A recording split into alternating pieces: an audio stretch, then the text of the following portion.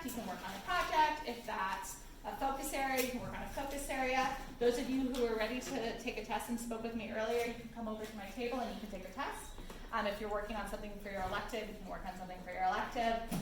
It's your hours, so off you go. Thank you.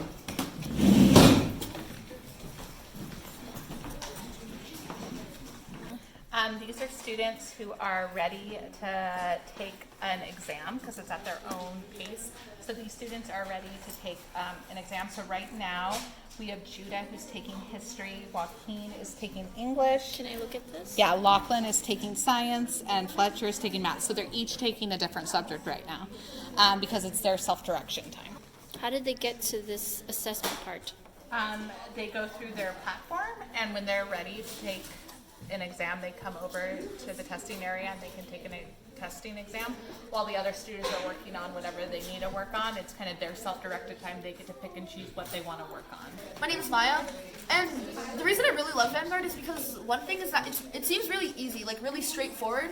So instead of having to go through a whole textbook and having to carry them in our backpacks and stuff, it's so much easier with just a computer that has all of our specific information on it. So if I need to learn something specific about a specific subject, I can go straight to that thing. Having a whole textbook, and it seemed so much harder because it was just pages of textbooks. And what I think is so much easier about Vanguard is that if something I'm struggling in history, I can go to a website that is connected to Summit that tells me everything I need to know about this, like that part of the subject. Where I feel like textbooks just weren't as easy as that. Is it easier to learn with Vanguard? And like teachers and students can help you. So like when you need help on a test, it shows up students that are able to help you study, and then you can take the test.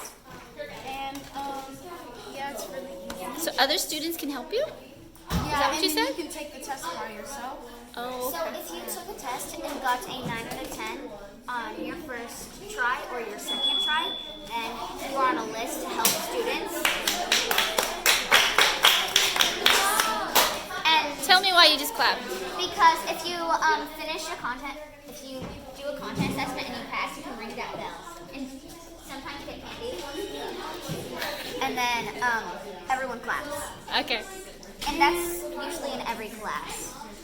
And yeah. Vanguard is also really good because you can go at your own pace. And the teachers are really trained, so they can really help you if you don't really understand the platform. You work at your own pace to a certain level. So you work at your own pace until the line passes. There's a special line on our platform that I can't really show you right now. But yeah, so there's a special line. It follows you pretty much, like the line. You can work at your own pace to a certain level. Can you point to that again? This line is is today. This is the content assessment, or pretty much classwork, homework, and everything above and beyond is in this content assessment. You finish this content assessment, and then you pass the test, and then it turns green, and it doesn't turn red. But if the line passes and you did it and it didn't turn green already, then it's going to turn red. And usually when it turns red, the teacher starts helping you, or you have to be set aside if you're doing classwork. Yeah. And Have you ever gotten a red? Yes, I have 2 reds right now because I have a lot of projects. What happened? The is the projects. The projects are really long and it's a lot of work. 8th grade, it's a lot of work. I would say it's a little bit more work than prime is, which is books and all that. But in the long run, I feel like it's better. Like in my opinion, I really like it more than Better in what way? in the way of I can do my work whenever I want, and I don't have to pop open a book and get to a certain page and remember that. I have everything right in front of me and everything's organized.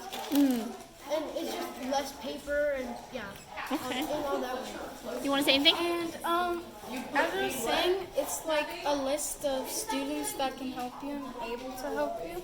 And as he was saying, And those are the students that passed their assessment? Is that? Yeah. Oh, okay. And as he was saying, it takes a process, and it's really easy. It's nothing to be nervous about, because there's a lot of students that can help you.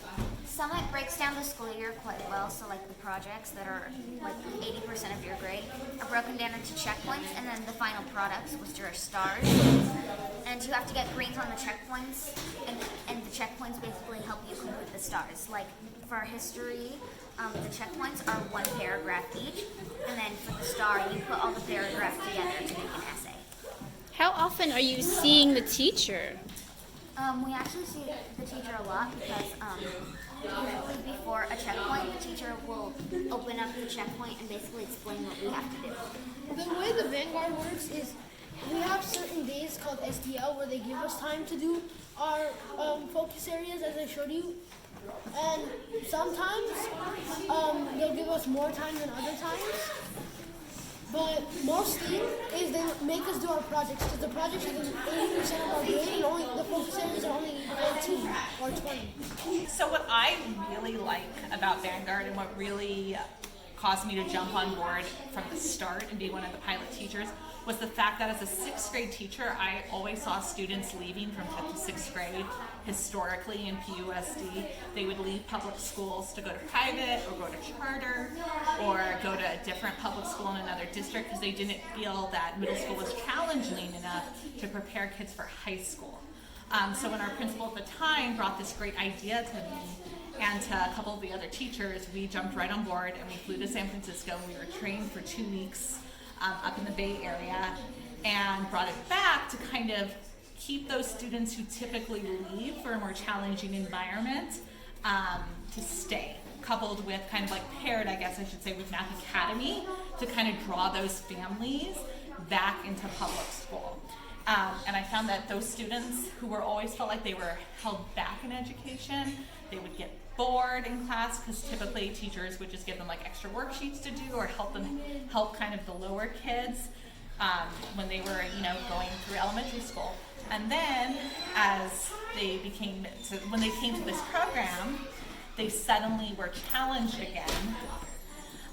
And they were able to kind of work at their own pace and finally move ahead, because typically they're always held back. They're waiting for the class to catch up, and now they could work on what they wanted to work on when they wanted to work on it. They could challenge themselves to go through Webb's depth of knowledge, those deeper DOK levels, and even push themselves from the typical level 1 and 2, which is kind of the surface what we do as educators, all the way to the 3 and even 4. Because with the self-direction and the self-motivation, it frees up my time to really work with these students, to really challenge them at those deeper levels. So what are you hearing from parents when you say you're keeping those, they're choosing to keep their kids here? What's the difference? The typical thing I see is their students are really excited to come to school. They like being in a classroom. They like working on what they want to work on. And especially those students that are really creative and kind of going to use their creativity to create science projects, even to a deeper level than typical project-based learning, that Summit pushes them to go into that level, and that they actually for the first time feel that they are learning in school versus just waiting for everybody else, because they get it like that. And so now this challenges them. And a lot of times parents also realize that their kid might not pass the first time. These kids who have always been the top of their class, that they might struggle, and it's okay. It's because they're being pushed to that deeper DOK level. And so it's a very humbling experience for them, and it motivates them to work harder than they've really ever had to work, because everything's come very naturally to them in their early education. And are there group projects, and are those projects mixed levels? Can kids Every teacher kind of runs it differently with the group project. Typically, either they can work on it individually, they can work on it with a group of peers they pick. You could assign the groups. Summit even allows us to kind of group them by their level based on their diagnostic scores and how they're performing. So that's teacher discretion. Okay, and I think the idea of student-driven learning is really different for kids and parents. And how do you explain that? I kind of explain it to, you're teaching kids those life skills that they need later in high school and in college. Because when you go off to college, nobody's telling you when you have to do certain assignments, when they're due, and you just have to kind of figure it out. And here we're teaching them those kind of life skills on how to manage your time. What do you prioritize? What's a higher priority based on the due date versus another one? Hi, I'm Gabrielle Trujillo. I come from 8th grade Vanguard, and I'm going to be showing you what we have to do in order to take assessments. Okay. The first thing we're going to do is we're going to go to an assessment ticket. An assessment ticket is to make sure that you understand fully what it takes to pass the assessment. To pass an assessment, you have to get an 8 out of 10. So here, you fill out your name, what subject the focus area is in, the name, how many times you've taken it. You can fail an assessment and you can still retake it, but not in the same day. So you can take it maybe up to 3 times, and then the teacher will be like, okay, well, I'm going to have a jam session. A jam session would be where they explain fully each question and what someone might mean by when they say this. So you can... That's the teacher explaining? Yeah, the teacher Okay. has mini jam sessions. Okay. And then Well, that's like her teaching. Exactly. Okay. And then we have the diagnostic score. The diagnostic score is this quiz. I'm going to review it because I already took it. So they ask you a series of questions. And these questions relate to the objectives. And then, depending on whether or not you failed the diagnostic, you can retake it always. So for, let's say, I got this one incorrect. So it shows you what you did wrong and how you can always improve. And like I showed you right here, I would have to work on objective 2 Okay. because I missed that one, and then I would have Wait, to point to that because it's red Objective 2. and it says 0 out of 2. Yes. So this is What does that mean, 0 out of 2? What happened there? It means that I missed. I probably didn't spend enough time reviewing it. I didn't spend enough time using the resources. Maybe I didn't click on enough resources.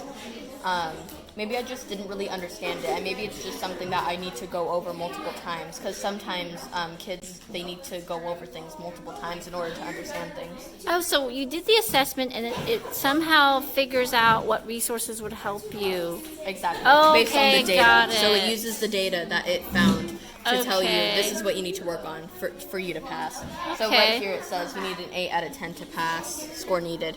So if you get below an 8 out of 10, you would need to start reviewing all of these, or whichever one the quiz says you need to review.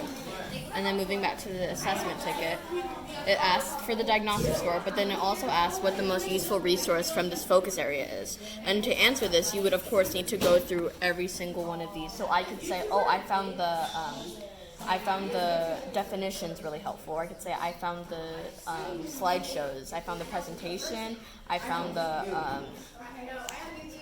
videos, I found the check for understandings very helpful. So this is just making sure that you really understand it. And then of course it says summarize your understanding of this focus area.